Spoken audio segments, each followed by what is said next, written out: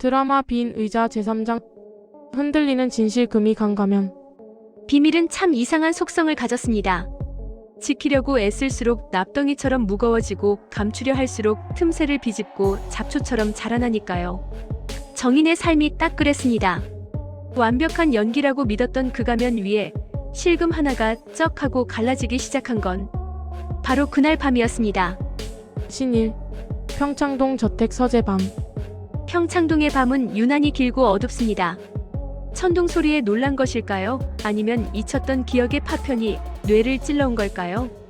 고요하던 최 회장의 호흡이 거칠어지기 시작합니다. 여보, 거기 있어? 치매였습니다. 대한민국 재계를 호령하던 호랑이 같던 눈빛은 사라지고 지금 저 의자에 앉아있는 건 그저 어미 잃은 아이처럼 겁에 질린 늙은이뿐이네요. 정희는 숨을 죽입니다. 지금 자신이 대답하면 안 된다는 걸 압니다. 그녀는 아내가 아니라 그저 고용된 대역일 뿐이니까요. 하지만 가지마. 제발 혼자 두지마. 허공을 휘젓는 저 앙상한 손. 그 손이 바들바들 떨며 정인의 옷자락을 움켜줍니다. 차마 뿌리칠 수가 없었을 겁니다. 정인은 연기자가 되는 대신 잠시 사람이 되기로 합니다. 네, 저 여기 있어요. 안 가요. 정인은 천천히 다가가 최 회장의 굽은 등을 안아줍니다. 그건 계약서에는 없는 조항이었습니다. 차가운 돈의 거래가 아니라 외로움과 외로움이 맞닿는 체온이었죠. 회장의 울음이 잦아들 때까지 정인은 등을 토닥입니다. 마치 진짜 아내라도 된 것처럼 말이죠. 하지만 그녀는 몰랐습니다.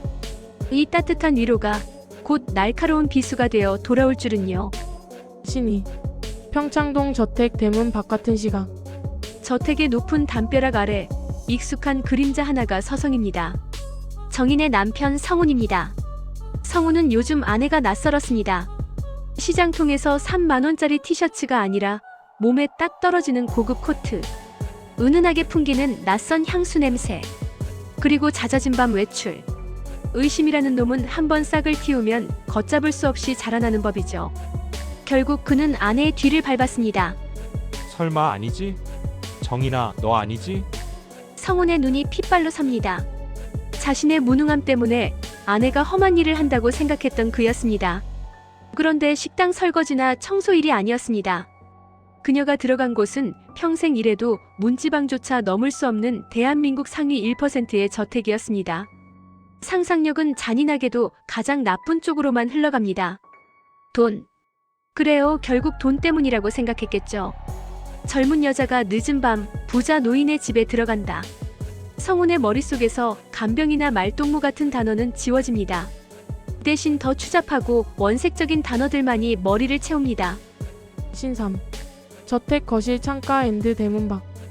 얄궂게도 빗줄기가 거세집니다. 성훈은 담벼락 틈새로 흐릿한 거실 창문을 올려다봅니다. 그리고 보았습니다. 아, 타이밍 한번 기가 막히네요. 방금 전 정인이 최 회장을 위로하며 안아주던 그 순간, 밖에서 보는 성훈의 눈에는 그저 남녀간의 은밀한 포옹으로 보였을 테니까요. 아, 결국 이거였어? 몸을 판 거야?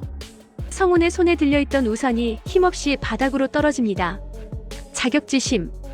그것은 가난한 가장의 마음에 꽂힌 가장 아픈 가시였습니다. 내가 못난 놈이라서 내 마누라가 저런 늙은이 품에 안겨 웃음을 판다. 오해는 확신이 되고 확신은 분노가 됩니다.